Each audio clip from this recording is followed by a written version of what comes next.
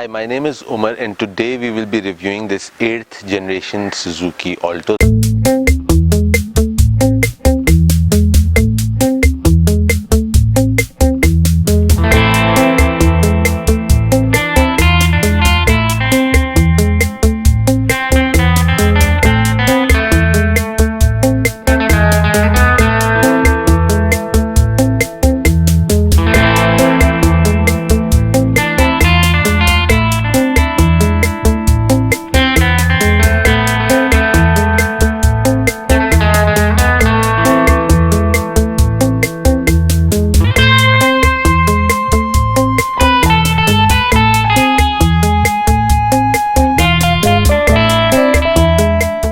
Our website is www.bamwheels.com. You can follow us on the website if you want to see my detailed opinion about the cars that we review.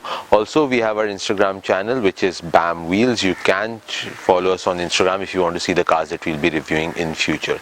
I would like to thank my friend Ali Khwaja, who was kind enough to lend this car for this review today. This generation of Suzuki Alto was internationally introduced in 2014 and it is still the current generation. So this is the newest Alto available worldwide. And the rumor is that in this year, Park Suzuki will be replacing Suzuki Mehran with this generation of Suzuki Alto. Why I say it's a rumor? Because when this news came out, the news also suggested that in November of 2018, Suzuki Mehran VX will be discontinued, and today we are in January 2019 and Suzuki Mehran VX is still available. So let's see all the features that are available in this car. This is the L package, which is the basic package in Japanese Suzuki Alto, but I'm sure when Pakistan Suzuki will introduce this car, they will further strip it down. So let's see the features that are available in this car and then we will take it for a road drive to see how it drives. This car comes with Suzuki's R06A engine. This engine produces 63 horsepower with 98 Newton meter of torque. Now this engine is a 663cc 3-cylinder engine. It comes with 5-speed manual, 5-speed or semi-automatic like an auto gear shift that you get in Cultus, and CVT transmission. The car that we are reviewing today comes with a CVT transmission. This engine also has the semi-hybrid, mild hybrid feature like you get in Mira and other cars of this sort.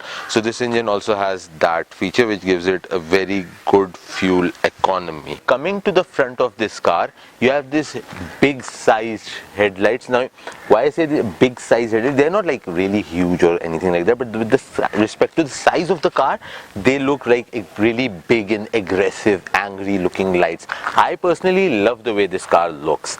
Your number plate is again a little on the side, not exactly in the center, but a little on this side. You have this radiator grille, which is part of the front bumper. So the front bumper is like all the way till here, like this, and you have this radiator grille Suzuki logo. This is all part of the front bumper. I personally love the way this car looks. I think this is one of the most aggressive looking small hatchbacks. Now when you come to the sides you don't have much to talk about. They are just plain simple sides. One interesting feature, this fender is carbon fiber. So in order to save the weight, this is all carbon fiber. These are like manual controlled door mirrors. You don't get the auto door mirrors in this L package. So these are manual door mirrors. When you can enter into the car, you have your power window buttons. Over here you have a door pocket, speakers. Come over here, you have your traction control, your lights control, and your eco idle turn on and turn off buttons. These are the 3 buttons that you get over here. I doubt you will be getting any of these in the Pakistan assembled version if we see one. You get a steering wheel with airbag, again something I really doubt we will get over here. Now let me just turn on the car.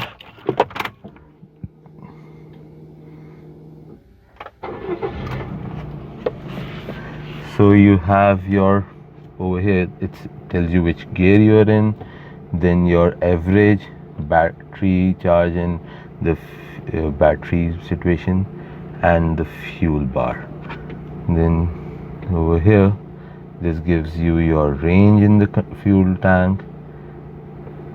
This is the running engine time, odometer, trip A, trip B, running average. So like when you're driving the car, it will tell you the running average of the car, and that's about it. Now this blue light, so when I'll show you when I'm driving the car, this changes colors depending on how you're driving the car. Over here you have your two air vents, and you have this little music system in between with aux option, your manual climate control, and you have your CVT transmission over here. You have the power socket over here. Coming over here, you get your heated seats option. So again, this is something I really don't think you'll get in the Pakistani version of it. A little bit of storage space. You have two cup holders over here, your conventional handbrake, two more cup holders over here, you get a second airbag over here, a glove compartment, a decent sized glove compartment.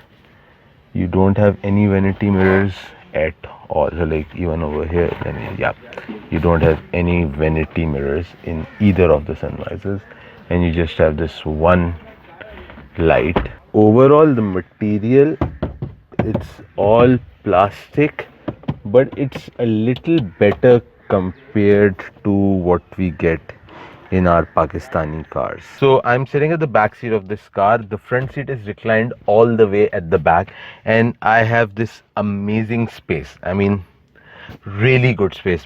There's room between my legs and the front seat. The head space is good, so it's really good, decent space.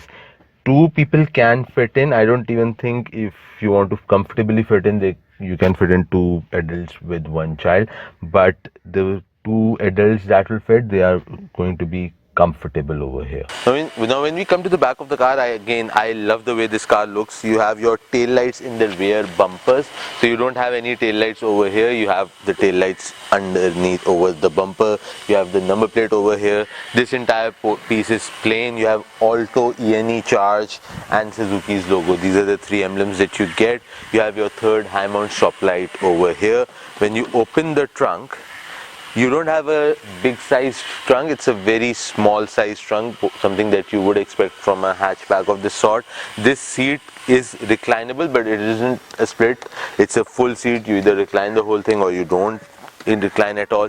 You do not get the spare wheel, you get the tire inflation kit. These were all the features of this Suzuki Alto. Now let's take this car for a road drive to see how it drives. Alright, so now we are driving this Suzuki Alto.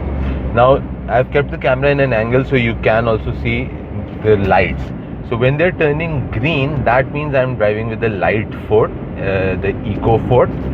When their lights are white, that means that this is charging right now. And if I try to push the car with the heavy foot, the lights turn blue. These are the three light options that you get depending on how you're driving the car. The price of these cars, so at the moment the running price of these cars is somewhere around 1.2 to 1.5 million rupees, depending on what package you're going for. This basic package is around 1.2 million rupees. The parts are not very easily available because this isn't a car that has been coming for a very long time. The car recently started coming to Pakistan, so the parts are not very easily available. The price wise, the parts are okay, they are not too expensive, neither they are too economically priced, so they are okay priced parts. The ride quality is a little bumpy ride, that's what I would say. Visibility is alright. The visibility isn't that great, but it's okay visibility, something that you would expect from a car these days. Ground clearance is not a very strong suit in this car because these are low height cars. So this particular car that we are driving today, this has aftermarket alloy rims installed, so because of that this car has better ground clearance, but normally these cars don't have that good ground clearance. The resale wise, Alto and Mira, in my personal opinion, if you want to get a 660cc car, then either go for Alto or go for Mehran, because these are much better brand names, much established brand names compared to the other options that are available in these Japanese 660cc cars. You have power steering, you have electronic power steering, you have traction control, you have ABS brakes. So the drive is extremely stable, that is no doubt. But it is a little bumpy. So like right now the road is smooth, so you get decent drive, but it is a little bumpy.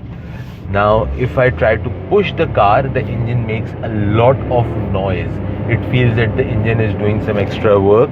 So this isn't the car that you would get if you want to accelerate the car. This is not the car for acceleration. This is just a normal commute car to go take you from point A to point B. This isn't something that would drive very fast.